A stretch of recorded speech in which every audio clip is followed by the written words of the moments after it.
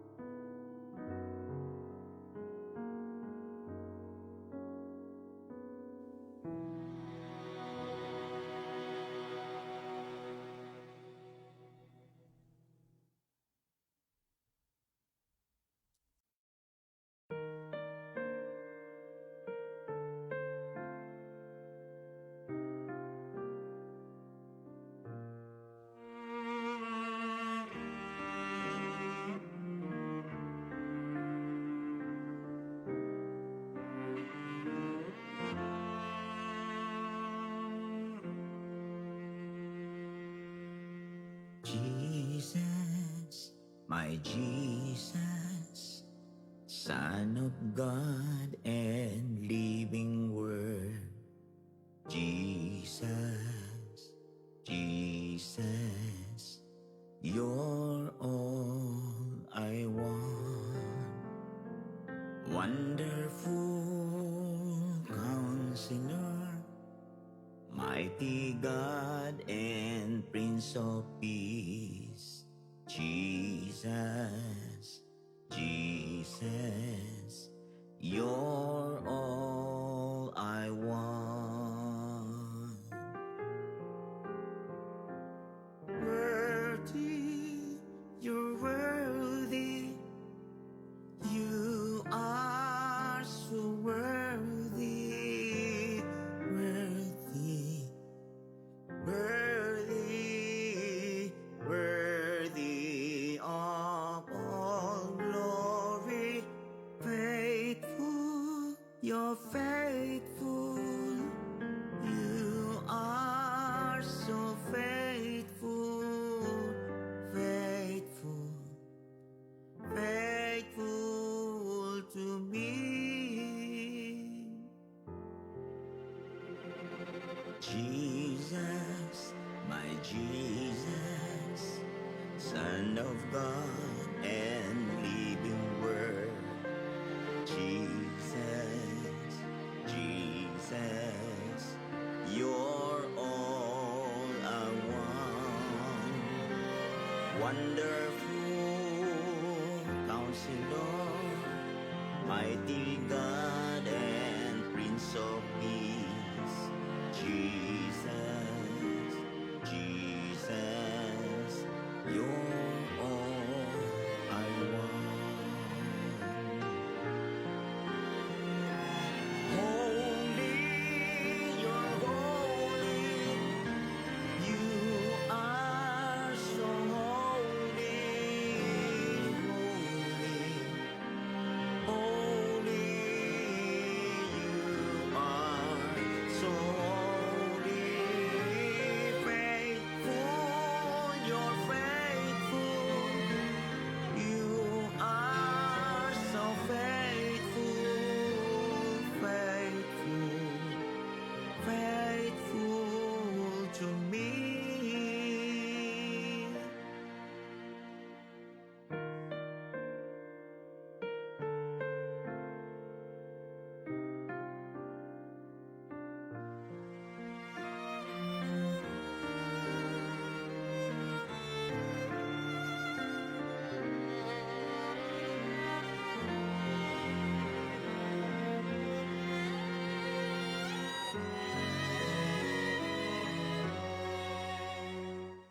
Jesus, my Jesus, Son of God and living Word.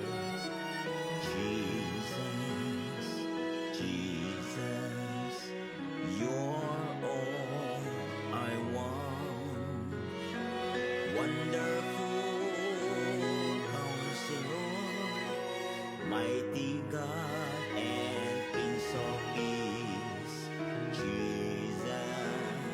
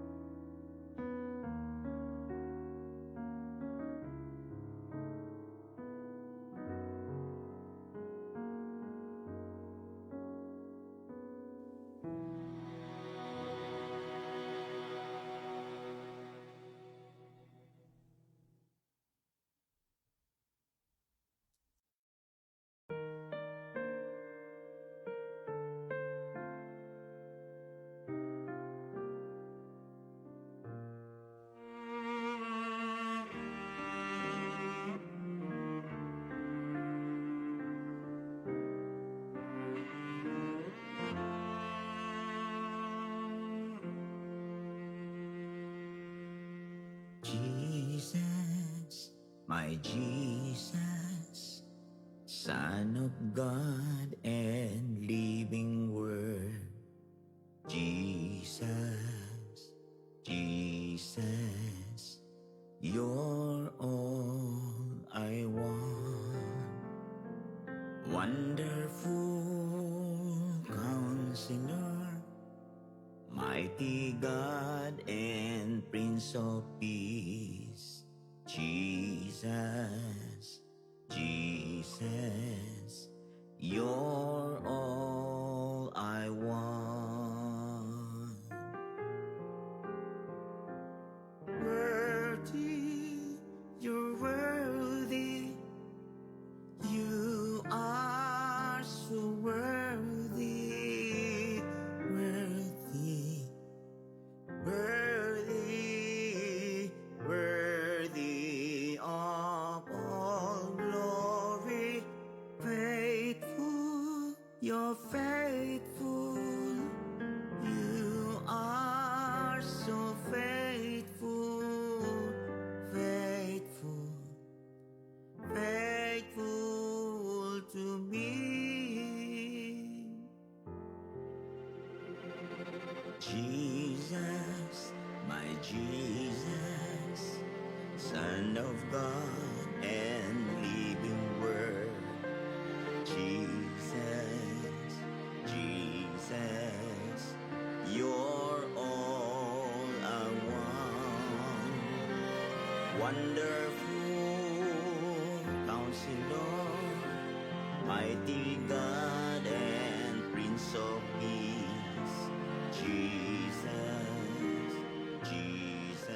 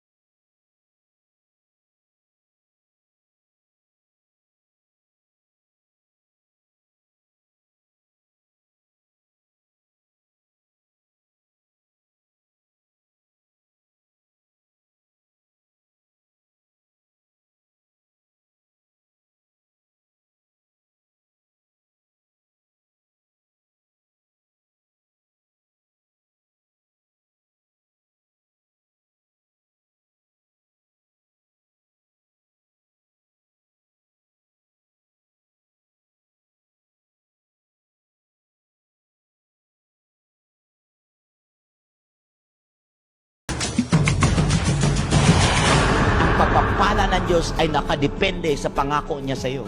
Gusto niyo magtagumpay ang inyong mga anak? Simple lang. Maglingkod kayo sa Panginoon na hindi yan trabaho. Maglingkod kayo sa Panginoon, hindi yan duty. Maglingkod kayo sa Panginoon dahil buhay nyo, hininga nyo. Pagkakataon nyo yan, ng reward na yan ay inyong ma-enjoy. People need the Lord.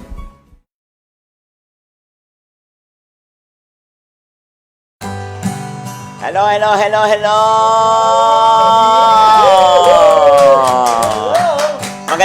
Magandang panahon po sa ating lahat.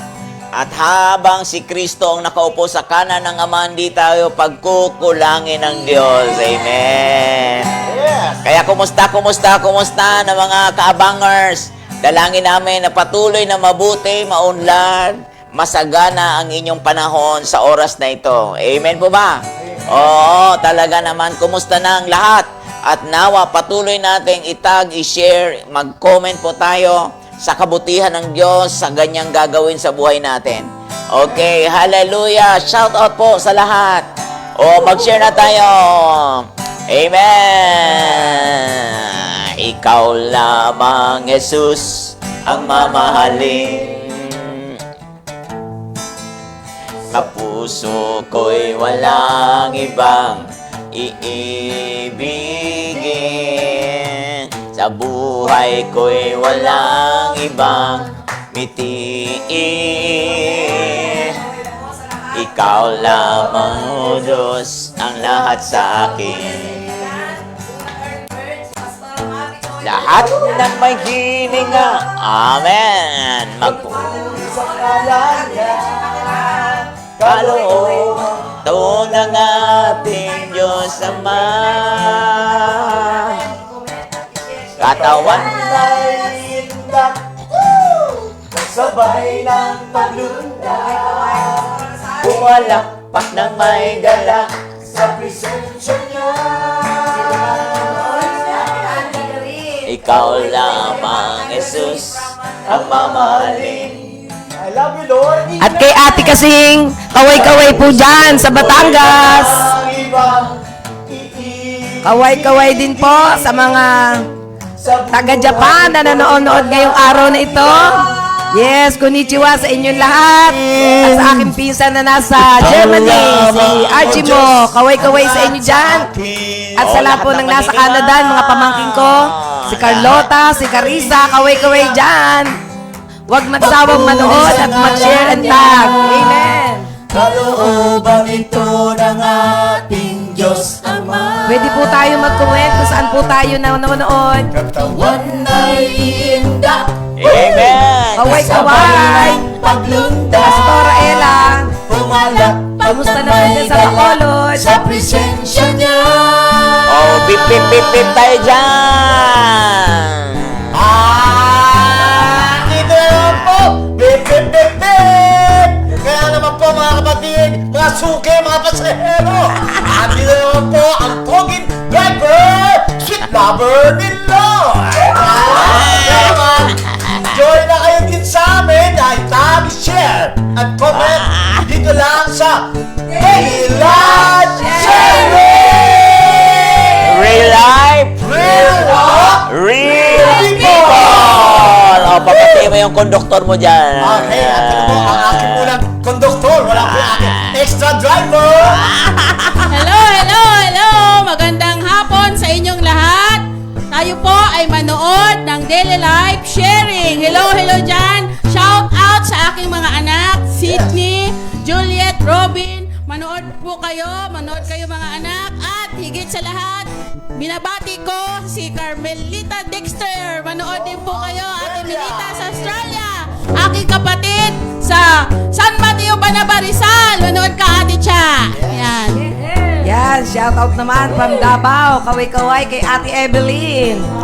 Kay Ate Angie na nasa PF, Paranaque. Yes. Ganon din kay Pastor Jai Villarama po ng Cavite. At siyempre, ang ating pastor sa Bacolod, si Pastora Ella. Kaway-kaway po kayo dyan. Shout out! Kayo naman ay nandyan, kami nandito, stay tuned lang at nakinig sa DLS! Kamusta na sa inyong lahat dyan? Pastora May, Pastora Dasha, how are you there? In Ethiopia! Amen! Amen. Praise the Lord. Hallelujah. At syempre, napakabuti ng Panginoon sa atin. Patuloy natin siyang awitan. Amen. Alam mo, ang awitin na ito ay nasulat ito ng aking anak. Minsan pa, Jesus, baguhin mo ako. Minsan pa, Jesus, ipuin ang puso. Tanging ikaw lamang ang katiyakan nito. Kaya't tanging hiling minsan pa,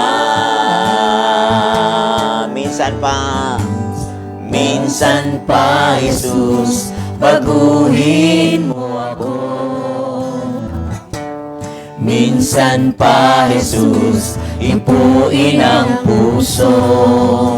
Tanging ikaw lamang ang katiyakan nito. Kaya't tanging hiling minsan pa sa grasya mo't habag. Ako'y pinalaya sa grasya mo't habag. Ako'y maniniwala sa grasya mo't habag. Ako Ako ay tiyak na tagumpay sa grasya mo't habang ako'y may kalakasan sa grasya mo. Habang ako'y may kagalakan sa grasya mo. Habang kikilos ka, Jesus, minsan pa, Jesus. Minsan pa, Jesus, baguhin mo ako. Minsan pa, Jesus, ipuin ang puso. Tanging ikaw lamang ang katiyakan nito. Kaya tanging hiling minsan pa sa grasya mo tabang. Ako'y pinalaya sa grasya mo tabang. Ako'y maniniwala sa grasya mo tabang. Ako ay tiyak na tagumpay sa grasya mo tabang. Ako'y may kalakasan sa grasya mo habang ako'y may kagalakan sa grasya mo habang kikilos ka, Jesus, minsan pa. O Panginoon, talaga pong kami po'y patuloy na dumudulog sa trono mo. Pagkat Lord, minsan mo pa na ipapakita ang iyong sarili, ipapahayag ang iyong kalooban sa amin. At sabi mo sa iyong salita, minsan ko pang yayanigin ang lahat. Yayanigin ang lahat upang matira ang hindi nayayanig. Oh God, dalangin namin maporma ka, maporma ang iyong spirit sa aming mga pagkatao, Lord. Upang patuloy kaming maging matatag, pagkat ikaw ang aming sandigan, ikaw ang aming lakas, ikaw ang aming kanlungan. Kaya Panginoong Yesus, salamat po sa oras na ito na pinagpala mo ang mga buhay na aabutin mo. Salamat Lord sa mga talakayan sa oras na ito. At ito'y aming pinagkakatiwala sa iyo ang himpapawid. Patuloy mo po kaming ingatan. Pagpalain ang lahat ng mga makikinig. Patuloy mo kaming iligtas sa lahat ng masama.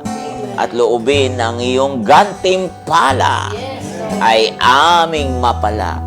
In Jesus' name.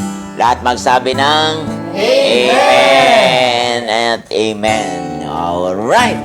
Salamat sa inyong mga buhay. Patuloy kayong pagpalain ng Panginoon at ingatan ni Lord. Amen. Hallelujah. Talaga pong si Lord. Ayan. Muli. Eto na. Tuloy ang buhay. Tuloy ang buhay paglalakbay. Ayan, tuloy ang buhay paglalakbay. So may kukunin akong verse ngayon, sabi ng Galatians chapter 4 verse 6. 'Di ba? Sabi doon na ang espiritu ng Panginoon ang sumasa atin, 'di ba? Galatians chapter 4 verse 6. And then, Galatians chapter 4 verse 19. Ayan, tingnan natin. Galatians chapter 4 verse 19. Kaya napakahalaga ito sa ating buhay paglilingkod. Sabi dito, at sapagkat kayo'y mga anak, isinugo ng Diyos ang espiritu ng kanyang anak sa ating mga puso na sumigaw, Aba, Aba, Aba, Ama ko. Aba, Ama, di ba? Sa verse 19 naman, sabi doon ay, gito, minamahal kong mga anak, na para sa inyo ay muli akong nakakaranas ng hirap ng panganganak hanggang si Kristo ay mabuo sa inyo. Ba, talaga naman. Si Pablo nagsasalita nito. Andun siya sa kulungan, nagsasalita siya sa mga taga-Galatian. Yes po. Kaya nga meron nga mga biro-biro eh. Kaya tinawag siyang Galatia. Taga-Galatia. Galatia. Emotion. Mga joke ng ibang Galatia. Kaya pala nilagay doon ang bunga ng Espiritu. Sa aklat ng Galatia. Doon, masasabi mo yung Spirit of a Son. Yung kagahapon naman, ay pinag-usapan natin yung obey your parents in the Lord. Amen po. Oo, kasi makikita natin ngayon yung spirit, yung biological, yung natural written law, at yung moral law. Yun yung spirit of the letter. The letter is one thing, kaya nga sabi ng 2 Corinthians, di ba? That the letter kills, but the spirit gives life. Amen po. Oo, di ba? The letter kills, but the spirit gives life. So, ito yung ating i-discuss ngayon, no? Na yung sinasabing magpakaanak. Yung buhay ng isang anak. Kasi unless God turns our heart, maliban na ang Diyos pihitin ang ating mga puso, pihitin ang isang ama sa kanyang anak at pihitin ang puso ng magulang sa kanyang anak at pihitin ng Diyos ang puso ng anak balik sa mga magulang, ay talaga naman lahat lang ay puro pawang makatao lang nagawa. Kaya nga ang salitang puso sa Bible ay spirit. So ano mang ginagawa natin na hindi galing sa spirit ay automatic puro balikat. Ano mang bagay na ginagawa natin hindi tungkol sa spirit ay talagang balikat. So kaya minsan pabigat. Nakakapagod. Kaya kayo mag-asawa, nakita ko natin kahapon na ang inyong mga patotoo. Yung inyong mga patotoo kung wala si Kristong nagporma sa buhay nyo. Ayawan na po. Di ba ito? Minamahal kong mga anak na para sa inyo ay muli akong nakaranas ng hirap ng panganganak hanggang si Kristo ay mabuo sa inyo. Gaano kahirap. I labor for you. Wow. Thank you, Lord. Makaka-relate yung mga kababaihan dyan. Sabi, Pastor, ang hirap mga anak. Ang hirap. Pero ito yung spiritual kasi ang nagsalita dito, lalaki. Lalaki. Si Apostol Pablo. Lalaki. So, parang labor pain ito, pero anong labor ito? Di ba? Kailangan natin makita to sa spirit point of view. Kaya may sinabing, obey your parents in the Lord. Tapos sunod, yung honor your father and mother. Bakit hindi binanggit sa salitang, obey your father and mother? Tapos sinabi doon, honor your father and mother. Hindi obey your father and mother. So, kailangan natin makita yung twist na to. Yes. Makita natin yung kabalintunan. Kasi I believe, ito yung isang missing link ngayon. Isang missing link kasi, sabi ko nga kahapon, di ba? I can be a father to you, but it doesn't mean I'm a dad to you. You can be a mother to your children, but it doesn't mean in the hearts of the children, you are a mom to them. Malalim yun. Malalim yun. Nangyayari. Ano masasabi Yan mo? yung tinatawag, Pastor, na ano ba yung posisyon? Kasi yung pagiging mommy or daddy is one position.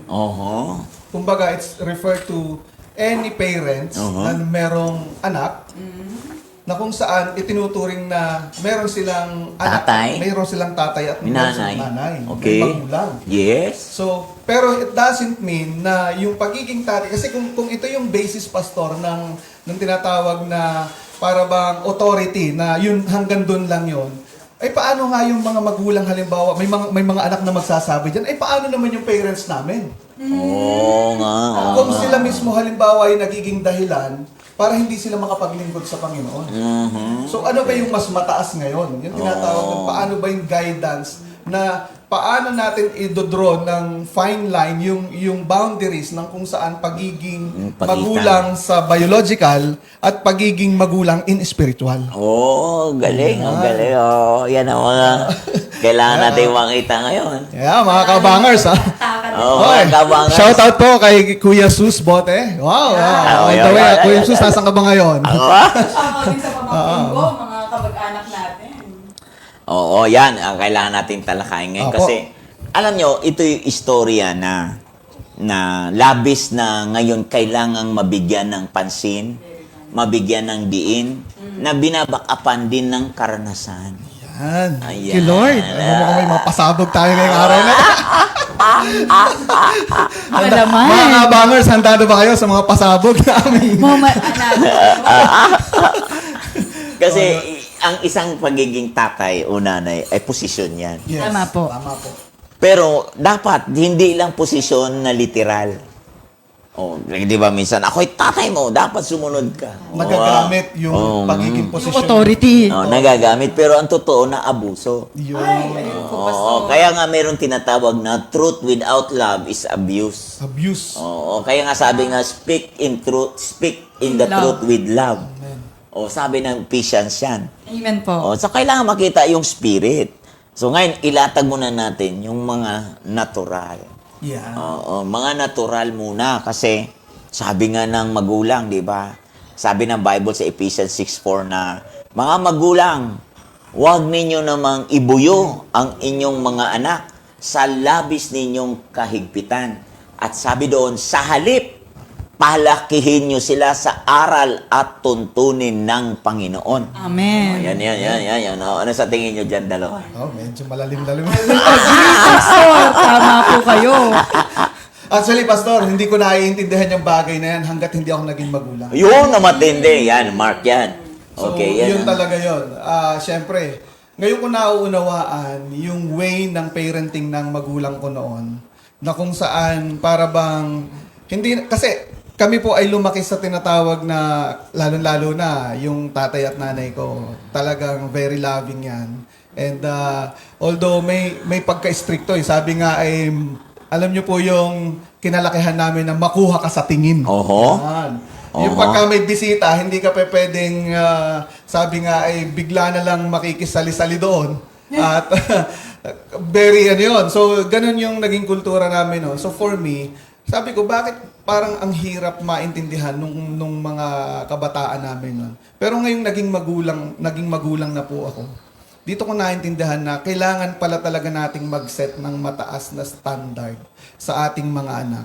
Kasi nga, yung bilang magulang, gusto natin talagang maipakita at ma-demonstrate na itong anak natin, yung ginagawa natin, kaya dito nasabi, Pastor, yung walang magulang na naghangad ng masama para sa kanilang mga anak.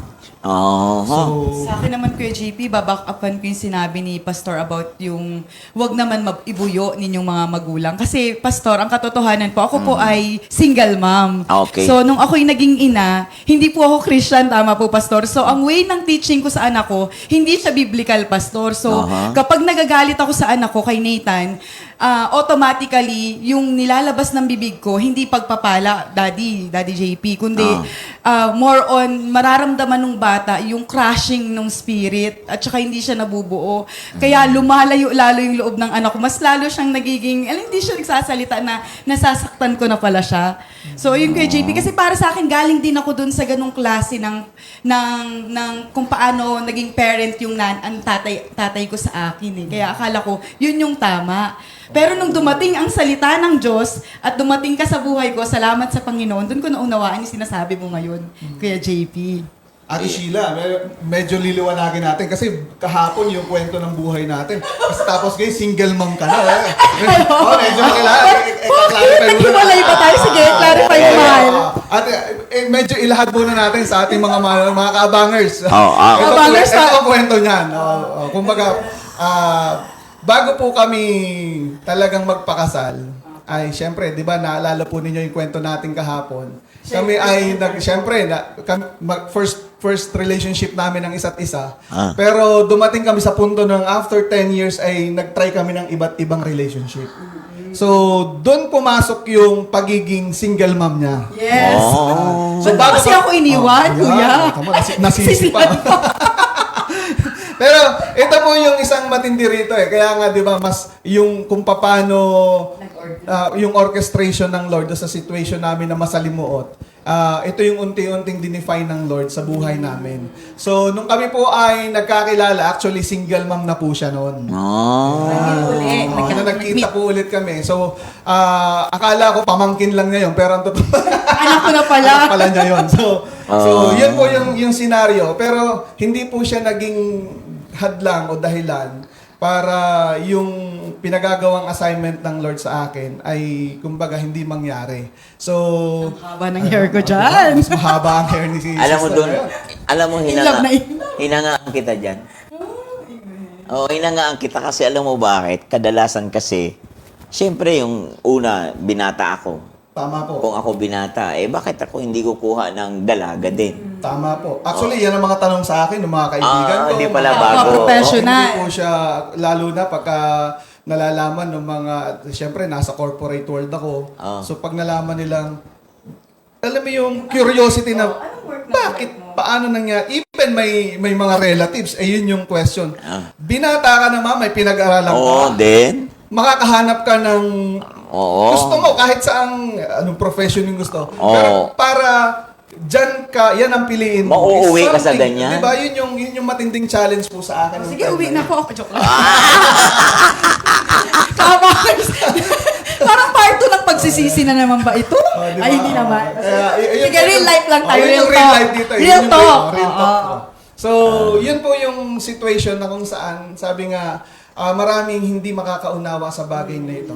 Pero, yun yung tinatawag na gaano nga ba kahanda yung puso natin. Yun sinasabi niyo po, Pastor, kahapon, na kung wala talaga si Jesus, doon sa aming kalagitnaan, talagang mahirap po i-survive ang relationship, lalo-lalo na may mga ganong mga situation. So, for me, yung pagiging mag-asawa namin, despite na meron siyang anak, is one thing. The other thing is yung paano namin palalakihin ngayon at bubuo kami ng pamilya kasama yung anak niya sa una. Sa pagkadalaga. So, syempre, eto na, magkaiba kami ng pamantayan pagdating sa pagpapalaki ng anak. Okay, oo. Syempre, for me, first time ko to sa kanya, although nauna lang ng konti, pero syempre, pareho yung kung paano namin siya magtatagpo kami sa doon sa tinatawag na common ground na ito yung pamantayan ng susundan natin sa pagpapalaki ng ating mga anak. Ay, hindi nagtagpo. So doon po kami nagkaroon ng matinding Flashing. challenge. Yan, di ba? So most of the time, yung habang lumilipas ang mga panahon, at yung anak namin, syempre, nagkaroon din po kami ng another na anak, si Naomi.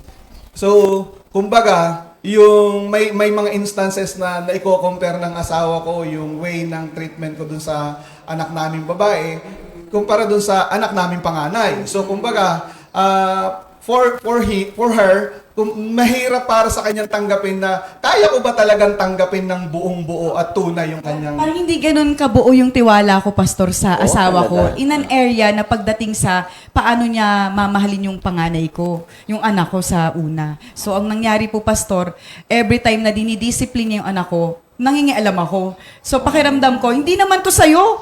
Parang ang tingin ko sa discipline niya, pananakit. So, lagi po kaming may clashing. May times po talaga, Pastor, nakipaghiwalay ako sa kanya. To the point, naghiwalay po kami. Wala pong nakakaalam na naghiwalay kami kasi ayokong sabihin sa parents ko po. So, yung time po na yun, talagang matindi po talaga yung pagkilos ng Diyos sa buhay naming dalawa. Yung matindi palang gitgitan. Amen. Matindi Amen po. po, Pastor. Kasi ang reality po kasi noon, nung dumating po kasi sa amin yung bata, siya na-diagnose po kasi siya na may delayed in speech. So kailangan niyang kailangan niyang mag-undergo ng behavioral treatment, therapy, occupational therapy. So medyo hirap siyang i-cope up yung kung paano yung ano. So for me, nung tinanggap ko ng buong buo ang aking asawa, ay ganun din yung pagtanggap ko doon sa kung ano man yung lapses, ano man yung baggages na dala-dala niya, kasama na yun sa kumbaga package deal, Pastor, doon sa pagmamahal na binigay ko sa kanya at yung pagtanggap ko sa kanya. Haba naman ang hair ko na ang niya. hair, Pastor. So, for me, nakita ko yung kalalagayan ng bata. Sabi ko kasi sa kanya, normal namang ipinanganak yung bata. Oho. So, dahil nga yung character na meron ako, yung mahilig ba ako mag-restore ng mga Buting-ting, mag-ayos-ayos, ganyan. pastor, di niya susukuan. So, Mga anek-anek. mga anek-anek. So, mahilig akong mga mag-experiment, ayusin yung mga kalikalikot. So, naisip ko lang, kasi meron po kaming lumang sasakyan dati nung nag-aaral pa lang ako, talagang pinipilit ko siyang ayusin. Okay. Yun yung kauna-unahang Hindi mo sasakyan. sinukuan. So habang, sabi nga, wala naman akong budget noon, pero talagang tinatry ko siyang ayusin, mapagana, mapaandar ng ayos, hanggang sa, nai-enjoy ko siya. So one time, nung nakita ko yung bata, alam niyo po, isa lang yung pumasok sa akin, na kung itinuturing kong totoong akin ang batang ito, so, parang sasakyan lang yan. Parang bumili ka ng isang lumang sasakyan o kaya may sirang sasakyan. So, kung ikaw na yung may-ari ng sasakyan na yon, wala kang ibang gagawin kundi ayusin at paganahin, ikondisyon yung sasakyan para magamit, para maging maayos yung kondisyon niya. So, for me, ang naging challenge sa akin that time, gagawin ko ang lahat ng makakaya ko para itong batang ito ay maging maayos. Oh. Sa akin naman, pastor. So, yun yung counterpart, pastor, ng pagiging biological. Sabi nga, kahit nasabihin mo ng usapan dito, hindi naman ako yung biological na tatay nung bata. Iba, okay. Iba yung puso ng pagiging ama na nilalagay ng Lord sa akin para dun sa bata. Nandoon siya, totoo. Oho. So, sometimes, yun yung hindi maintindihan at hindi ko mai-communicate sa asawa ko kung paano mangyayari. Kasi nga, hindi ganun kabuo yung tiwala niya sa akin sa pagpapalaki ng aming Sa mga akin anak. naman, pastor, alam mo yung kasabihan na mas matimbang ang dugo kaysa sa tubig. Ano nga yung kasabihan na yun, Daddy? So para sa akin, kahit na anong gawin nitong taong to, nitong napangasawa ko, hindi naman niya kadugo yun eh. Kaya mamaya, pastor, mauunawaan ng lahat pag in-unfold po ninyo yung mensahe about hindi lang siya pala sa dugo. Ito, sabi nga ni Pastora Sally, grabing pag-ibig yan, Arky. Hahamakin ang lahat. Maging sino ka man. Ayun, siya sabi ni Pastora May. Ay, nakakilig. Hello po, hello po, Pastora May. Senior Pastor May. Very challenging and fulfilling. Salamat sa Diyos sa buhay mo, Architect JP. Ayan, oh. Amen. Praise God. Oh, Amen. watching from Addis Ababa. Wow, hello po sa Talagang lahat hello po po, ng Pastora nasa May. Gusto ko kayo dyan. Utopia. Ayun, di ba? So, ngayon, makikita natin na yung spirit at saka yung natural, yung flesh and spirit, nagtatalo na. Oo. O Galatians 5:17 yun. Yes po. So, laging magkakatalo yun. So, ang nagre-react, kasi iniisip ng nanay, hindi naman niya anak to. O, yung, Tama po. O yung isipan mo naman, gusto kong magpakatatay dyan. Yes po. O, hindi naman maabot nung nanay yung spirit na gusto Yun mo. po, Pastor. Kapos na kapos pa po ako. Kasi, Di mo mai-apply. Kasi kung gagawa ka, tama talaga yung Bible, Galatians 5. Galatians 4:19 na I labor. Mayroong talaga. May girian doon. I labor for you until Christ is formed in you. Yun yung labor pain mo, architect. Yung labor pain mo, yun yung mahirap i-apply. Ang kaibahan nito, Pastor, yung pagle-labor natin, hindi katulad ng mga anak na may oras lang. Ito, taon ang binilang, CM Pastor. eh. May CM kasi yung mga anak eh. Kasi yung CM. sa mga anak, di ba? 1, 2 hanggang May mga sinusukat-sukat dyan. Ito, ang sukatan nito, hindi yung sukat lang ng oras. CM. Kundi yung haba ng panahon, kung paano talaga, kaya yung maturity in spirit para maunawaan ang bagay na ito, napakahalaga po sa sitwasyon na yun. So ibig sabihin sa Ephesians 3 yung gaano kahaba, kalawak. No po. Hindi CM, ano? Hindi CM. Hindi CM. Kasi sa amin nung nag-labor kami, ay, 3 CM ka palang sister. Ay, Natural yun. natural. Natural na bilang yun. Ang Spiritual. spiritual na bilang kung gaano kalawak ang pag-ibig ng Yan, Diyos. opo. Yung haba, yung lawak, yung lalim, yung taas, Opo. yung lapad. Yun yung pag-ibig ng Diyos na ibinuhos niya sa ating puso. Amen. Mahirap unawain yun ng mga karnal. Kasi ito yung spiritual, ito yung karnal. Kasi magkalaban yung karnal, magkalaban yung laman at spirito.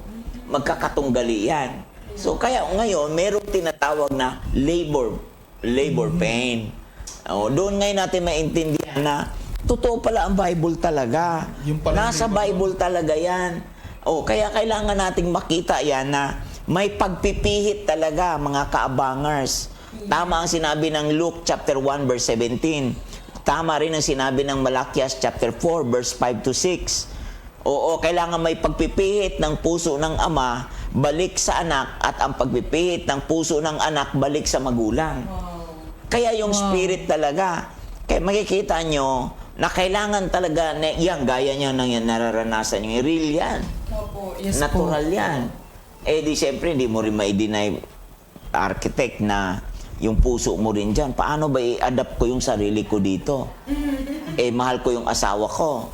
Mahal ko dapat ang mahal ng asawa ko. Tama. Alaga naman. Sabi nga po dito, haba ng hair, Sister Sheila. Found a real love. Thank you, Tita Angie. Kasi pastor, hindi pwedeng selective ang Hindi hindi pwede. pwedeng selective. Oo. Mahirap yung mararamdaman ng nanay yun. Opo, Pastor. Oo. Akala ko ba mahal mo ako?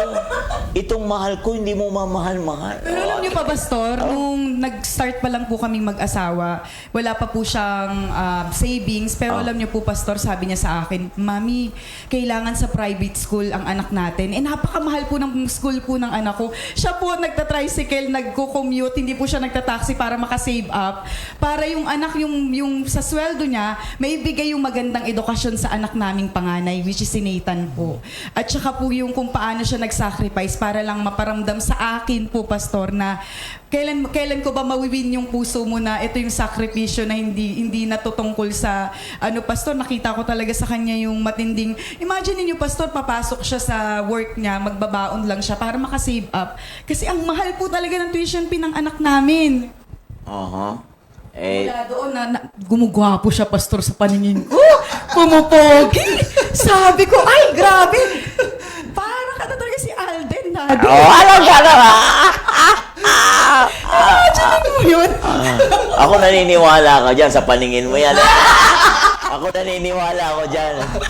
Oo, Talaga, naniniwala. Pastor, pinagpala. Huwag na kontra pastor. Wala, oo. Naniniwala ko dyan kasi lahat ng mga paglaging galing sa puso, parang nanay yan sa isang anak kasi galing sa pusong mahal niya.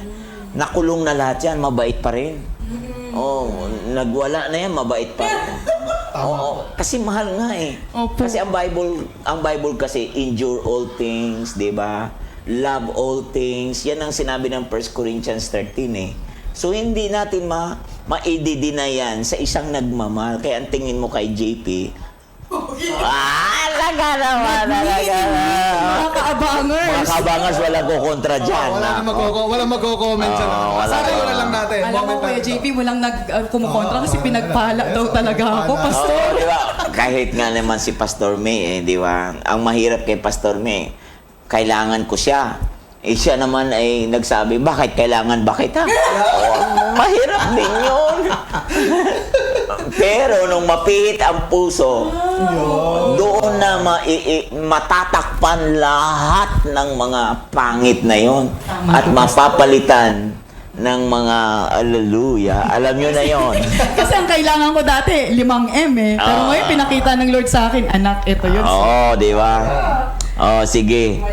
So, kita na natin. So, anong ginawa nyo, halimbawa, sa inyong dalawa naman? Paano kayong nagtagpo ng iisang common ground na nagkaisa na kayo ngayon doon sa anak mo?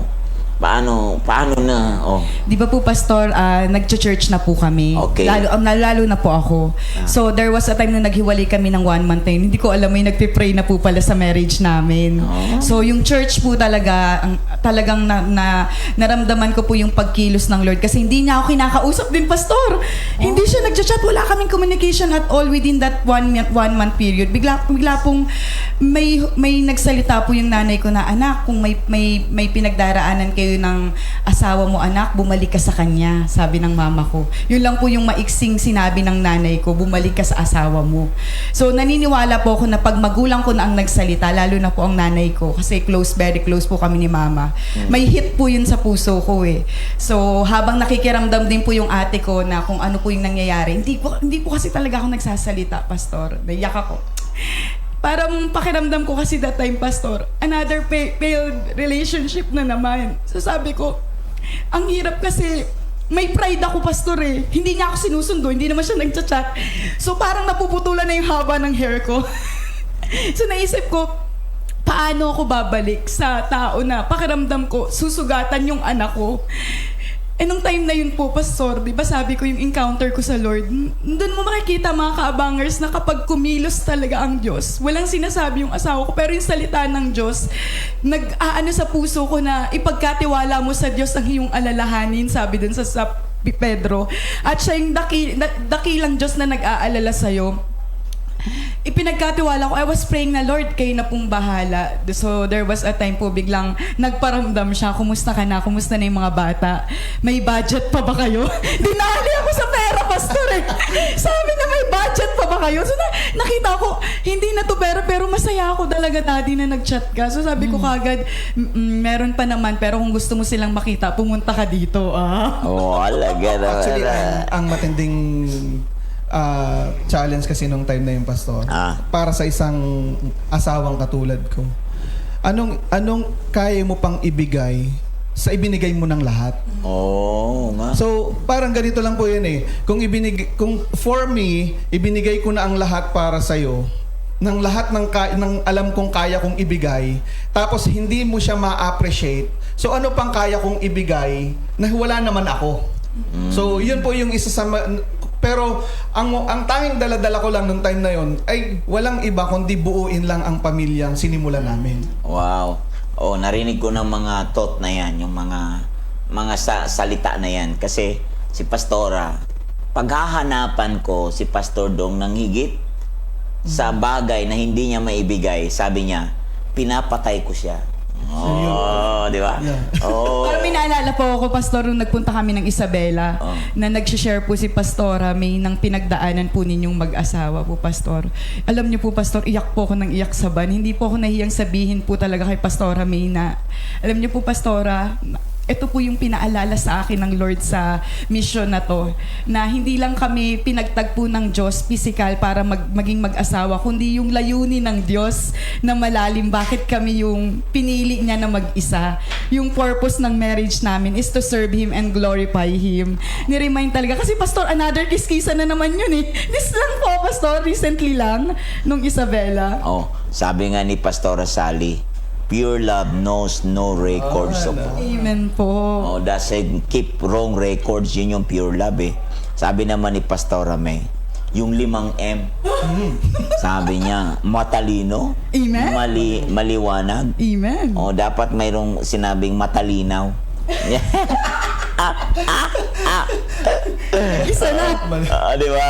Masigasig, mapagmahal, mayaman ang puso. Amen. Panalo po ako. Thank you, Lord. Mayaman ang puso.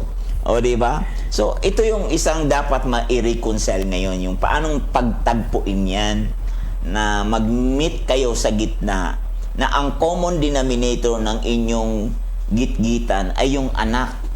Anak mo pero hindi niya anak. No, yung dalawa na yun, paano niya? Tapos ngayon may dalawa kayong anak, di ba, sa inyong dalawa? Oh, may anak. Ngayon, paano ngayon yan ninyo na nakita, paano ngayon ninyong timbangin yung lahat ng yan para nang sa gayon, yung sa ibang mayroon dyan, mayroong anak din siguro na experience na may anak sa, yung lalaki may anak sa ibang babae, tapos dinala sa bahay. O paano ninyo ngayon itinrato yan ng balanse? Yun. Oo, yan dalawa. Sige. Actually, pastor, Sinong mauna? ang nangyari po sa amin noon, dahil nga, di ba, may clashing kami. So, nag-came up kami doon sa tinatawag, kasi pinag-pray ko po talaga ito sa Panginoon. And salamat din doon sa mga taong nasa likod namin na nananalangin para ma-restore yung marriage namin. So, yung sinasabi, pastor, na walang hindi pwedeng masettle sa taong nag-usap at magkasundo. Sa isa, yung sinasabing kailangan may agreement ang dalawang panig para mangyari ang isang bagay. Amen. So, nung time po na yon, nag-usap po kami, galing po kami doon sa 1 month na paghihiwalay namin. So, nung nagkita po kami, doon po kami nag-uusap ng masinsinan. At inilahad namin yung kung ano yung talagang nasa puso namin. Pero isa lang yung main goal namin doon. magkaayos po kami at ayusin ang pamilyang meron kami. So, bumalik pa nga po kami, Pastor, doon sa nag-create kami ng another vow. Kasi yung unang vow namin nung kami kinasal, mas ginawa naming mas personal na angkop doon sa pamilyang aming binubuo. So, yun po yun. At in-acknowledge talaga namin na hindi namin kaya kung kaming dalawa lang. Not unless na merong Diyos doon sa aming kalagitnaan na talagang magpapatibay sa relationship namin. So, inilahad ko, Pastor, yung aking damdamin na kailangan mong tanggapin, whether you like it or not, na itong batang ito, tinanggap ko na siya sa puso, sa damdamin at sa buong pagkatao ko. So, anumang bagay na gagawin ko, hindi para ipahamak siya, kundi gusto kong makitang lumaki ang batang ito ng nasa normal, maayos, at maganda ang kanyang kinabukasan. Wow. Sa'yo naman. Praise God.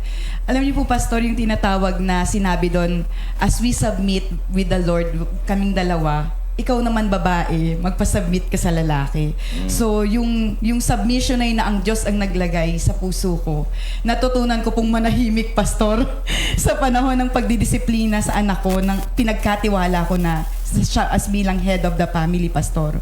Nagkaunawaan kami na kapag magdidisiplin po siya sa bata, hindi po ako magbabat-in. Ipaparamdam ko sa anak ko na iisa kami. Yun po, Pastor. Kasi dati po, pag nagdidisiplin siya, nakakontra ako. Kaya yung bata, laging pakiramdam niya, nagpapaawa lagi, Pastor.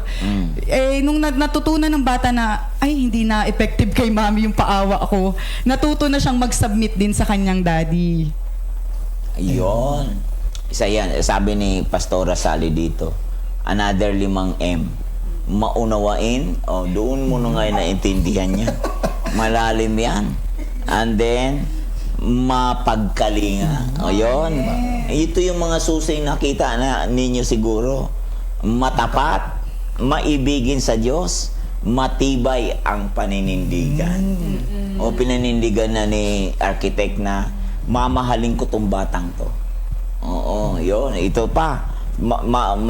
Matapat itong pagiging tapat, hindi lang tapat sa iyo na magkatapat kayong dalawa. Opo, dalawa pala meaning. Oo, magkaiba yun. Hindi ito tapatan ng Pastor, tapatan ng argumento. Hindi. Magtapatan tayo, gano'n, ng argumento.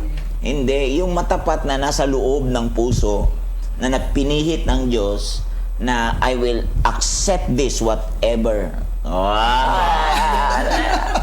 I will accept this whatever. Di ba? Whatever na ngayon. Oo, hindi sinabi if. Di ba? Walang if doon eh. Whatever. Oo. So ngayon, kailangan nating makita ngayon to ngayon. So makikita nyo ngayon, ano ngayon ang isa pang naranasan nyo sa inyong dalawa na ngayon doon naman tayo sa term ng sino bang magtuturo una sa inyong mga anak? Tuturuan ninyo yan, di ba? Kayo magtuturo. O di ba? Ano ang paraan nyo naman ng pagtuturo? O di ba? Sa paraan ng pagtuturo naman ngayon, 3 na yan. O si Ayumi, tapos sino yung isa? Si Nathan, si Yumi, si Shalom. O si Shalom. Nathan, Yumi, and Shalom. Ang gaganda ng mga pangalan nyo. Naomi Faith. Nathaniel, Naomi Faith, Eliana, Shalom. Kita mo. Very biblical, Pastor. Ang galing. Gaganda ng pangalan no? Minsan nabasa, na ano ko sa Facebook. Wag niyong ilagay sa Bible pangalan niyo sa inyong anak. Kasi si ganito may ginawa. Kailangan maganda ang mamaya. Oo, di ba? Mahirap pagka... Alam niyo po, totoo po yan, Pastor, kasi pinapaalala ko lagi kay Nathan na kung sino si Nathaniel sa Bible and kay Naomi Faith, yung pangalan niya, ibig sabihin. Malaking tulong. Kaya marami natatawa kasi hindi natatawa, nalulungkot. Kasi biro mo, yung nilagay na pangalan ay mayroong ibang ginagawa. So, hindi na-display yung Diyos sa Bible, di ba? Tama. Depende naman siguro yun mga kaabangers. Siguro, one thing, ang bigyan ng pangalan galing sa Bible ang mga bata. Pero yung to raise them up is another thing. Amen po. Is the most important thing. Nothing wrong with the name, but the spirit that you imparted to them is the most important thing. Amen po. May kinalaman. Ngayon, anong impartation na ginawa nyo ngayon sa inyong mga anak? Iyon. Ayan. So, actually, Pastor, ito yung isa sa nakaka-amaze na pag-reposition ng Lord sa buhay Yung namin. position na. Kasi ito yung reality na naranasan po namin na I believe makaka-relate ang lahat ng mga naglilingkod dito eh. Kasi ito yung struggle na nangyari sa amin, yung pagiging busy namin sa pagmi-ministry. Siyempre, yung sinasabi natin, paano ba natin matuturuan ng, kumbaga, kaya nating i-provide yung mga pangailangan nila, physical. Pero yung spiritual, na, kumbaga, mas supposed to be, yun yung mas mataas na dapat na i-impart sa ating mga anak. So, dun kami nagkaroon ng struggle naman sa aming paglilingkod. Kasi, habang nagbubuo kami ng buhay, andun yung parang nangyari po sa amin nun, yung bang parang, sa halip na matutukan namin yung aming mga anak, so parang naging assumptions namin sa buhay namin na matututo din naman ang maunawa ng aming anak ang aming ginagawa. Pero ito yung nakaka-amaze doon na hindi inallowed din ng Lord na manatili kami sa ganung kalalagayan. So ito yung sinasabi po natin lagi na malaki ang may tutulong ng church para matulungan tayo sa area na yon. May umaabot. So ito po yung naranasan namin itong sa pag-crossover namin na kung saan yung mga anak namin ang nag-benefit doon sa paglilingkod na aming ginawa. Pag-obey natin so, sa sa pagsunod namin sa Lord. Yung mga anak namin, ito yung na-miss namin for the period of 10 years. Ito yung napabayaan namin sa kanila, which is hindi inallowed ng Lord na manatili yung, kundi maiayos unti-unti yung Jerusalem na meron po kami. Kasi Daddy, sabi nga, narinig ng Diyos ang iyak ng mga anak. So, yung umiiyak na Yes. pala yung mga anak namin, Pastor, sa atensyon, sa pagmamahal namin. Kasi ang dami naming binubuong buhay sa paligid. Yung sarili pala naming tahanan, hindi na pa pala napabayaan na namin Nakaligtaan. sarili naming Opo. garden. So, yun po, Pastor, talaga ang tulong po na hindi ko maunawaan bakit kami pinatatawid na ng Lord. Ang ibig po pala sabihin nun, inire-reposition muli ng Panginoon ang pamilya na kung saan magdudulot din ng sakit sa puso namin kung mapapabayaan at mapapahama. Kasi ang isang challenge, Pastor, lalo-lalo na pagdating doon sa tinatawag na familiarity spirit. So yung familiar spirit na yan, syempre, kung i-apply mo na siya sa sarili mong mga anak, so syempre, yung mindset nila na bilang ikaw yung magulang, ikaw din yung magiging spiritual parents nila. So, nandoon yung minsan, doon kinakapos sa area na yon. Kaya, alam mo yung napakahalaga na paano ba natin talaga may impart sa mga bata na yung pakikinggan nila at kung paano tayo bilang mga magulang ay nagpapaka-spiritual parents talaga sa ating mga anak. Kasi ito yung nagiging dilema, Pastor. So, siyempre, ano ba ang lagay na, bawa, pagkakausapin mo yung anak, ano ba ang mo? Ikaw ba ay pastor niya o ikaw ba ay magulang niya? So, kumbaga, pag hindi kasi natin na balance ang bagay na ito, doon nagkakaroon minsan hindi nauunawaan. Siyempre, maliliit pa po yung aming mga anak. So, nung time na yon talagang dumating sa punto ng buhay ng aming mga anak na para bang gusto na nilang kamuhian yung paglilingkod na ginagawa namin. Yes, Daddy. So, yun po yung yun yung reality na hindi namin nakita po ang bagay na ito.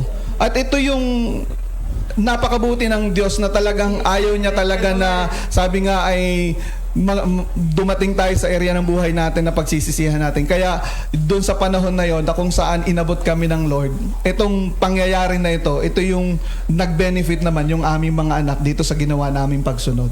Kasi sa ngayon, Pastor, grabe yung excitement nilang maglingkod at naunawaan nila na yung paglilingkod na ginagawa pala namin noon, hindi pala para sa amin, kundi para sa kanila din. Minsan po kami na pumipigil, anak, pang parents yun, dito lang kayo. Kasi Pastor, gusto na rin nila sumama pati sa parents.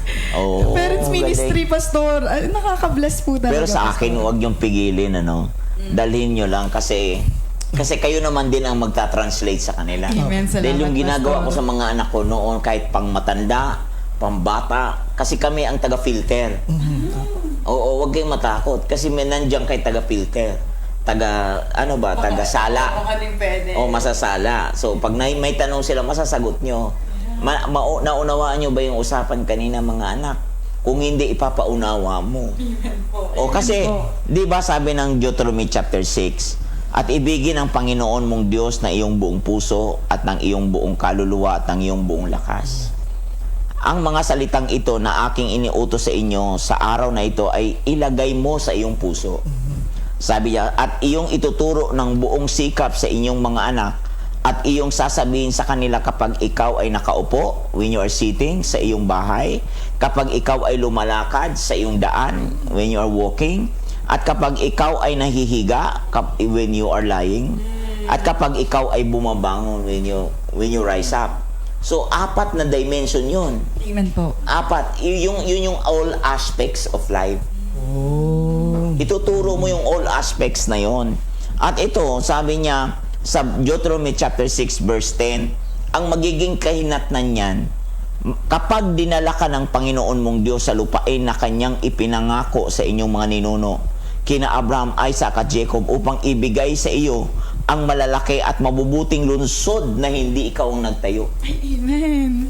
Yung city na hindi ikaw ang nag-build. Tapos, at mga bahay na puno ng lahat ng mabubuting bagay na hindi mo pinuno.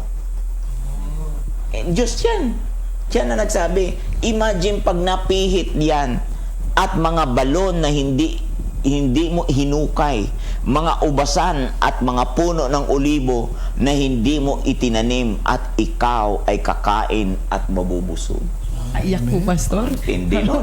Bumabaon sa puso. O kasi aanin mo talaga, isang araw paglaki niyan, less effort na kayo. Tama. Salamat sa Diyos. Psalms 92:13, mga kaabangers, those who are planted in the house, they shall flourish. Amen. Those who are Amen planted po. in the house, Amen. they shall flourish. Kaya tingnan mo, sabi niya dito sa mga nag-comment, kailangan makita natin, ang church ang sabi ni Pastora Sally, ang church ang pinakamabisang partner ng magulang sa paghubog ng mga anak. Hindi religion, I'm not talking about religion. Ang church ay kalipunan ng mananampalataya, hindi building. Hindi building, kundi yung mga tao. Kasi ang totoong church fitted together, growing together, building one another. Yan ang fastest way na mag-matured ang bata. Bakit ang apo ko nag-matured? Kasi simple lang. May mga batang Katulad ka ka-level nila. Amen. Kaya ang bilis nung pag-grow ng bata. So, si Nathan noon, maaaring bakit medyo ganyo ang tingin ninyo? Kasi hindi siya people-oriented. Tama po kasi laging sa bahay lang Laging po sa siya. bahay lang yun eh. Hindi namin pinapalabas. Hindi people-oriented. Tingnan mo ang anak ni Carlo at ni Judy. Yung panganay, paano na-forma yun? Nasa church. Opo. Ang galing nga po sumagot sa children's Ang ministry. galing magbasa. Opo. Pero alam mo yung bata, di ba? Opo. O alam mo yung Kalalagayan. kalalagay ng bata. Pero bakit ang bilis na forma? Kasi when you are sitting, when you are walking, when you are rising, when you are... 4 na angle yun. Tama po. Paano mo natin, mga magulang, mga kaabangers, hindi po ang simbahan ay inyong kakumpetensya. Salamat sa Diyos. Liwanag. Katuwang. Katuwang. Katimbang. Ayun, katimbang. May mga comment dito. Tingnan niyo ang mga comment yan eh. Hindi tayo ang nagtayo, pero tayo ang nangangalaga. Amen. O, di ba? Hindi tayo ang Sabi nagtayo. po ni Pastora Sally, ang church ang pinakamabisang partner ng magulang sa paghubog ng mga anak. O, di ba? Di ba? Kaya ito yung... Pastora Hadasa. Hello po, Pastora. Train up a child in a way they should go. Magulang ang dapat unang gumagawa nun. Oo, di ba? Palakihin nyo, sa halip, palakihin nyo sila sa aral at tuntunin ng Panginoon. Doon mo ngayon maintindihan. Bakit sinabi niya ang salita ng Diyos sa Ephesians 6? Obey your parents in the Lord. Hindi sinabing obey your father and mother. Obedience talaga. Kasi yung obey your parents in the Lord, nandoon ka partner ang Diyos at ang tao. Doon sa obey your father and mother, may mga magulang wala naman sa Diyos. Paano Tama susundin po. mo? Susundin mo ba yun kahit tatalon ka sa ganito? Kakapahamak na palang mga desisyon. O kasi dahil father and mother kita? O, kaya yan yung binanggit ng Bible, honor. hindi obey. So, hindi naman ibig sabihin, mga kabangers, wag kayong magkamali na hindi kayo susunod. Pero ang ibig kong sabihin, bumalik tayo doon sa original command ng Diyos. Kasi ang honor, ang nanay ko, di mananampalataya yun dati. Ang dami niyang gustong ipagawa sa akin. Tahimik lang ako na inaano ko talaga, binabalansi ko sa gusto ng Diyos. Gusto ba ng Diyos to o hindi? Amen. Kasi malaki na ako. Gusto ba ng Diyos to o hindi? Eh kung susundin ko to, ano ang magiging consequence nito? Napatuwa ko ang nanay ko, napahamak naman ako. Tama. Kaya mayroong salitang honor sa posisyon. Obey doon sa disposition. Tama po. Kasi yung honor your father and mother, doon sa posisyon yan eh. Posisyon nila dahil sila yung nakatalagang magulang. Magulang, yan yung sa posisyon. Pero doon sa obey, yun yung pertaining yun sa spirit. Repairing yun sa spirit. Repairing yun sa bagay na may dalang eternal value. Wow. Thank you, Pastor. Obey your parents in the Lord. Bakit parents in the Lord? Kasi you can be my mother and father, but it doesn't mean you are my spiritual parents to me. Ano yung spiritual parents? Ano yung dad or mom to me? Yung dad or mom to me, ito po yung salita mo, ang salita nyo bilang ako anak nyo, final and highest authority sa akin yan. Pero kapag father and mother lang na hindi napihit ang puso, yung sinasabi mo optional sa akin. Titimbangin pa kung... May sariling will pa Optional na kung susundin yan. ko o hindi. Pero kapag obey your parents in the Lord, kasi binabakapan ito ng prinsipyo galing sa langit, Amen. prinsipyo na galing sa salita ng Diyos, sa akin, ang dating nun hindi optional. It's highest authority. It must be final say to my very being, to my spirit. Amen. Kaya yung mga bata, nabubuo sila. Nabubuo sila. Kaya nga, ang salitang parents in the Lord, preeminent yun eh. Walang katulad, walang kapares. Kaya nga, tinayo ng Diyos ang magulang eh. Oo. Kaya si David, know the God of your father. Si David, hindi lang siya ama na physical o biological ni Solomon, kundi si David ay ama pa sa spirito ni Solomon. Amen po. Amen. Kaya ang drive ni David sa salita niya sa 1 Chronicles 28 verse 9, know the God of your father. Obey God fully. So ito po yung kailangan natin. Now, mga kaabangers, itong spiritual parenting na ito, ano ang magiging resulta o ano ang maging consequence ng fatherless generation ngayon? Kaya tama po. Timing po yung comment po ni Pastora Hadassah. Mapalad ang mga anak na may mga magulang na nag-matured sa spirit kasi they will lead their children to the Lord. Dahil hindi maiiwas ng mga magulang ang mga anak sa anong hamon ng buhay na dadaanan ng kanilang anak. Pero dahil may spiritual parents, they lead their children to the Lord. May magpo-point sa mga anak patungo kay Jesus. O kasi ang spiritual Amen. parenting kasi, ang dinadala mo dyan, hindi Thank you, sarili Pastora. mo. Hindi sarili mo. You are drawing your children back to God. Amen.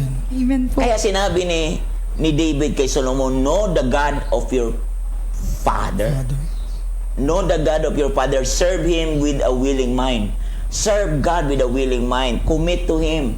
Ang sabi niya din, because the Lord searches all hearts. Amen. Pinakamalungkot, Pastor, yung nagsiserve kami pero naputol na lang sa aming mag-asawa. Hindi na sumunod yung mga anak namin. Yun yung pinakamalungkot na mangyayari sa aming dalawa. Kaya ayaw nating mangyari. Ayoko po yun, Pastor. Ayaw na, kita mo, anong maging consequence kapag ang isang tao, hindi sila, sila'y fatherless. Sabi ng Lamentation chapter 5, ano ang nangyari sa amin? Iyong masdan o at tingnan ang aming kahihiyan. Ang aming mana ibinigay sa mga dayuhan. Ang aming mga bahay ay sa mga taga-ibang bayan. Ito nangyari, fatherless. Pag walang nagpakaama. Wala nagpakamagulang. Biro mo, ang dalay kahihiyan, shame. Pangalawa, Inheritance. wala kang pag-aari. Walang inheritance. Wala. Verse 3, kami ay naging mga ulila at walang ama. Gaya ng mga balo ang aming mga ina. So, namamatay na lang maaga. Yung legacy, pastor, Oo. wala na. Dapat kaming magbayad sa tubig na aming iniinom. Dapat sarili nating tubig. Tayo ngayon na nagbabayad. Dapat naming bilhin ang kinukuha naming kahoy. Kanino yun? Dapat ang mismong mga tayong Pilipino ang dapat magmay-ari. Pero sino na? Mayroon ba tayong pag-aari kapag ganito? Ito po yung isa sa mga palatandaan. Ang mga humahabol sa amin ay nasa aming lieg. Kami ay pagod na wala kaming kapahingahan. Nakakapagod yan. Ang bata na walang nagpakamagulang, survivor talaga siya. Nagsusurvive siya. Gusto niyang mabuhay mag-isa. Fighter sila. Yun yung spirit na kung saan mga kaabangers. Kaya kailangan talaga bumalik. Back to God. Go back to God. Ipihit ang puso. Magpapihit ng puso sa Diyos. Amen. Oo, para yung orphan Ang spirit. hirap po. Ang orphan spirit, matanggal po yan. O, naturingan ng bansa natin ay masasabing Christian. O, naturingan ng bansa natin ay masasabing mananampalataya. Pero nasaan ngayon, mga kaabangers? Ito ang kailangan nating pagnilayan. So, na-disciple tayo.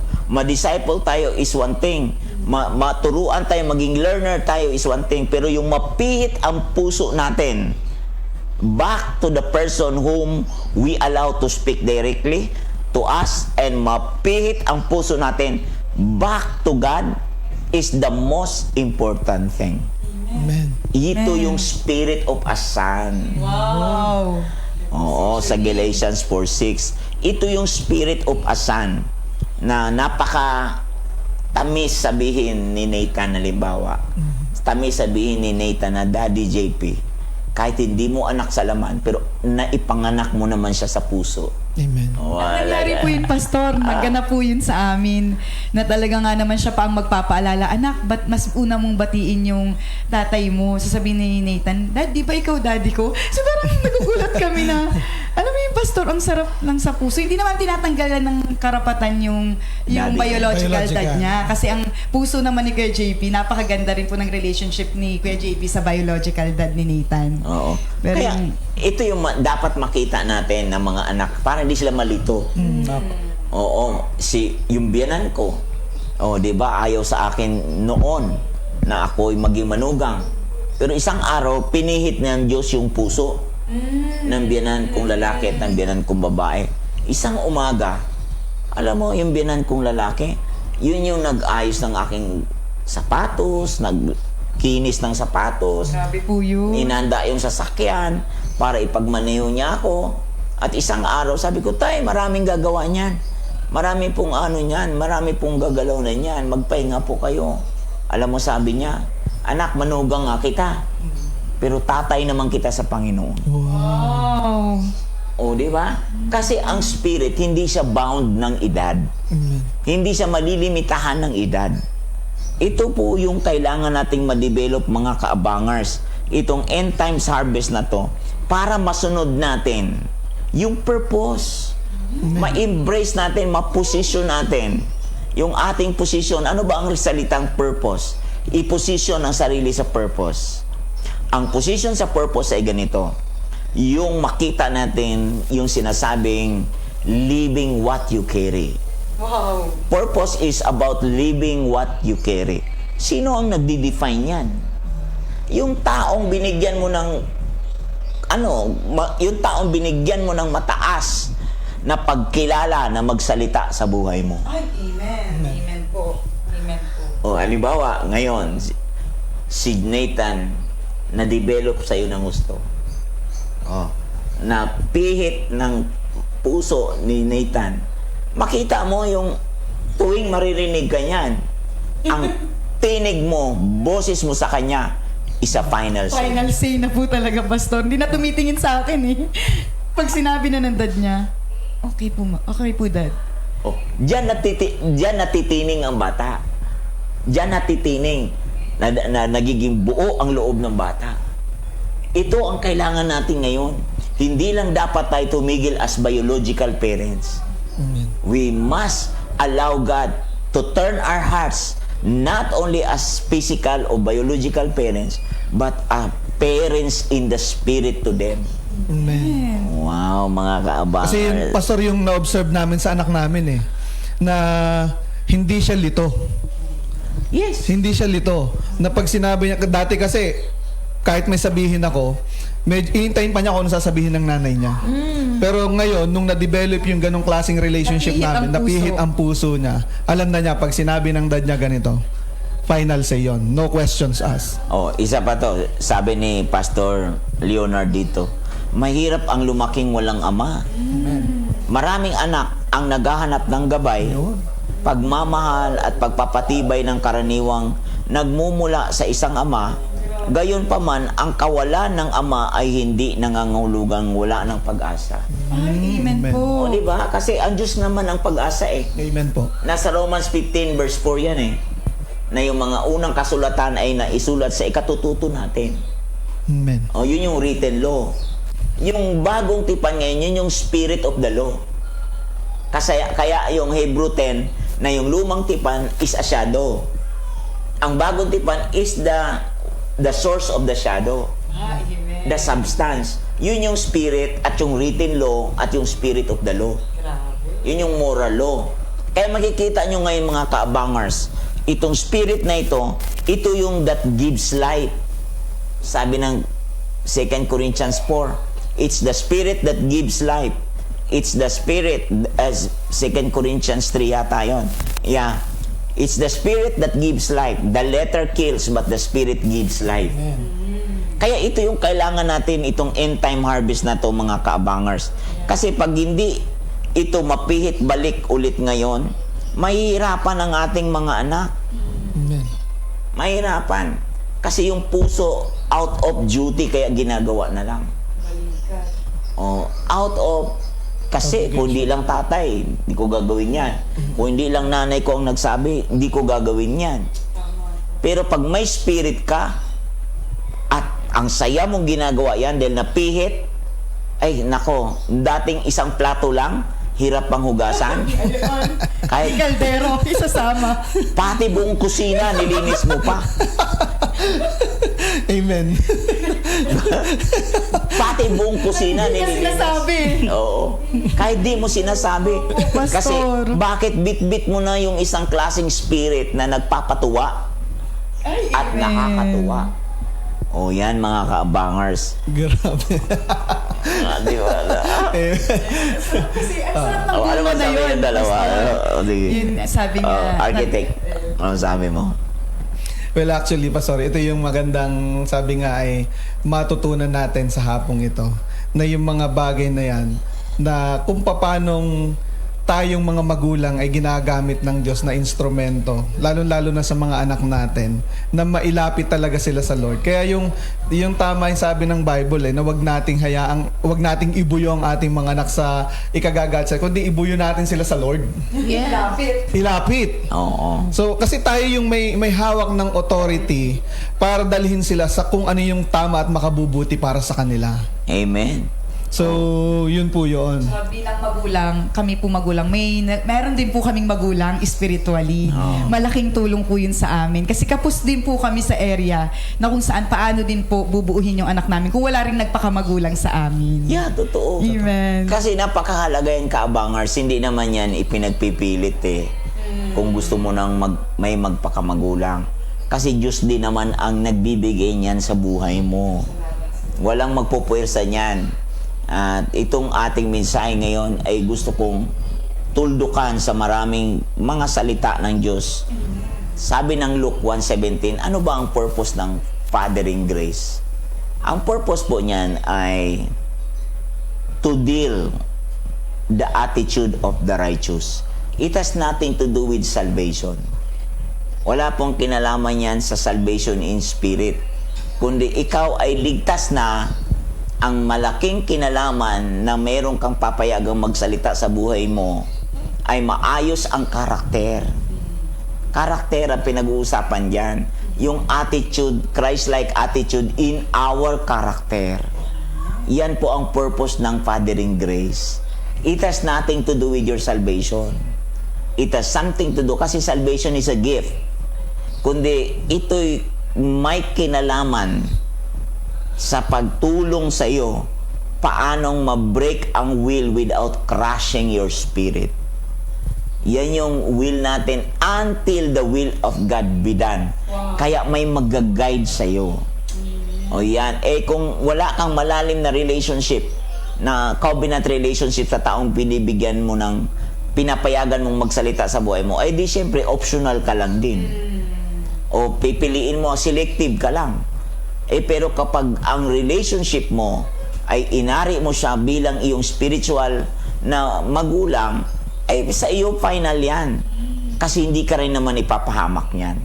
Dinadala ka nga niyan sa Diyos Dinadala ka niyan sa Panginoon. Kaya si Paul nagsabing, I labor for you until Christ is formed in you. So, sa Fathering Grace, ang pinuporma yan ay yung sinasabi ng Bible na sa Philippians na work out your own salvation with fear and trembling. Yun yung work out. Work out, i-work out mo yon. Anong salvation yun? It has something to do with your attitude. At alam mo ba, diyan sa formative stage niyan, yan ang madugo. Magre-react ka. Reactive madalas, hindi proactive yan. O, reactive. Oo. Oo, di Sa ba? mga bis. O, nung una sa formative stage ninyo ni Nathan. O, sa iyo lalo. Di ba grabing gitgitan? Gitgitan. O, grabing gitgitan kasi ipipilit ni Nathan na, ako, tama naman ako. Kawawa ako. O, kawawa ako, Ganun mabuti po. naman ako. O, bakit ang taon to? Hanggang isang araw, yung tumaga ang panahon na eksakto, na panday sa panahon. Kusa na lang give up ni Nathan ang kanyang puso at ipinihit ng Diyos ang puso niya balik kay architect. Oo, ganun yan. Oo, kusa yun. Reposition po talaga. Oo, yun yung repositioning. Yun yung position to serve the purpose of God in His generation. So ngayon, maaayos na ngayon dahan-dahan ng mga bata. O, imagine mo yan, isa dito, na nabuo ng gusto to Dahan-dahan, hindi about perfection to. Hindi about perfection, it's being authentic. Paano kang maging real you sa iyong sarili, hindi na yung pakunwari. Isa dito si Pastor Leonard Agsunod. Amen. O di ba sa Deuteronomy chapter 6 verse 10 to 11? Ibinigyan na lang ng church yan Hindi siya nagtayo Pinagpala. Hindi na siya naghukay. Naghukay. Ang mga anak natin ay hindi na maghuhukay. Iba ang naghukay. Pinagpala. Yun yung kagandahan pag may father, pastor. Opo. Di ba? Binigyan. May mana. May inheritance. Si Pastor Leonard, imagine mo, yan yung inumpisahan namin. Nakita po namin yun, Pastor. Kita nyo. Ganda. Yan yung inumpisahan namin. So, ang magulang, Diyos ang nagsabing hindi na ikaw ang maghukay. Bibigyan ka ng balon na may tubig na hindi ikaw ang naghukay. Oo, kundi ba naman pagbutihin mo yan, Lord, yes, Lord, yes, Lord, yes, yes, Lord, yes, Lord, yes, Lord. Yes, yes. Kabangers. Yes, Lord ka lang. Oo. Kaya hindi religion nga, relationship, mga kaabangers. Pag malalim yan, I tell you, lalawak ang ministry mo, magagamit ka ng Panginoon ng gusto, at sa lahat ng panahon, ang Lord na talaga ang maluluwalhati sa buhay mo. Amen. Hallelujah. Saan ka pa niyan? Kung ang Diyos ay panig sa iyo, sino ang laban sa iyo? Yan po yan, mga kaabangers. Kaya itong ating pamagat ngayon, position For a divine, divine purpose. Kaya sinabing divine, something of God, Amen po. something of His purpose, something to do with, of Him, Lahat yan tungkol sa Kanya. Oh, parting words sa inyong dalawa. Hallelujah. Ikaw na muna. Parting words na tayo. Medyo bitin ba kayo mga kaabangers? Pero sabi nga, kailangan tapusin natin ito. Okay, so parting words, isa lang po ang aming iiwan sa inyo sa hapong ito. So, ang pagiging magulang ay hindi lang patungkol sa pagiging bloodline, kundi ito, mas mataas yung nais ng Lord na in spirit ay maging magulang tayo, lalong-lalo na sa mga taong ipinagkatiwala sa atin. So, for me, sabi nga, hindi lang basta pinag-uusapan dito yung pagiging parents natin, kundi madala natin at ma-serve natin yung ultimate purpose ng Lord sa kung paanong nais ng Lord na i-orchestrate ang buhay natin, lalong-lalo na bilang mga magulang. Maging katuwang tayo, maging instrumento tayo para ang ating mga anak ay madala natin higit lalo sa paglilingkod sa Panginoon. Maraming salamat po. At talagang bilang magulang, mapalad po ang naglilingkod sa Diyos. Alam niyo po kung bakit, katulad ng sinasabi po ni Pastor Dong, walang naluging naglingkod. Kasi po, ang mga anak po natin talaga ay talagang hindi na nila kailangan pang humukay ng balon. Dahil sa pagsunod po natin sa Panginoon, sila po yung napagpapala din po. Kaya sa lahat po ng mga kaabangers na nanonood, keep on serving God. Serve in spirit. Kasi iba po talaga yung maglingkod ka ng may kagalakan. Hindi mo mararamdaman yung bigat, yung pagod, lahat ng pwede mong maranasan kasi nakatuon ka na dun sa pinagagawa ng Lord. Nakatuon ka kay Jesus. You fix your eyes on Jesus, the author and the finisher of our faith. Amen. Yes, amen. Praise God. Kaya mga kaabangers ay kapag meron tayong pinayagang magsalita sa buhay natin, less effort po tayo. But the result is maximum. Kasi bakit? Kasi may katimbang ka na. May kaagapay ka na, may kaulayaw ka. Paano mo sabihin sa Panginoon na Lord, salamat sa buhay ng mga lingkod mo. At sila ay naging katimbang namin upang ang mga anak namin ay maporma, mabuo, hanggang sa sila'y magiging lingkod mo. Purihin ang Diyos sa mga buhay natin. Sabi ni Pastora Sally, kabilis naman ng oras. Kabilis din matapos. Thank you po, Architect JP and Sister Sheila, sa isang napaka-powerful testimony. God bless you more and more, kapatid. So, di ba? So, ganyan ka tulin ang oras pag marami kang ginagawa. Pag wala kang ginagawa, ang tagal ng oras. Amen. After po nito, go na tayo sa O, diba? So, mga kabangers, pray tayo. Pagpalain natin ang mga anak niya. Salamat sa inyong pakikinig, pagsusubaybay. Ang aming hiling, galing sa puso nyo, itag nyo po, i-share nyo po, i-like nyo po. Upang marami pong buhay ang makaniig nila ang Diyos. Di kami mga perfect dito, pero masasabi kong authentic at real ang mga tao na puno rin ng kahinaan, pero ang Diyos ang kanilang kalakasan. Panginoon, sa oras na ito, aming patuloy na isinusuko sa iyo ang aming mga buhay. Pagpalain mo po ang lahat ng mga inabot ng mensahe ngayon. At dalangin namin, Panginoong Hesus, yung Christ-like attitude in our character ay maporma ito. Maayos ito hanggang sa ito ay mahayag sa aming pamilya mismo. Ang liwanag na ito, Panginoon, ay magningning sa gitna ng nadidimlan at maging pag-asa sa walang pag-asa at maging buhay na buhay sa walang kabuhay-buhay. Salamat, Lord, sa pagpapala mo sa oras na ito. Salamat sa buhay ni Architect at ni Sheila, Lord. Purihin ka sa pangalan ni Jesus. Amen.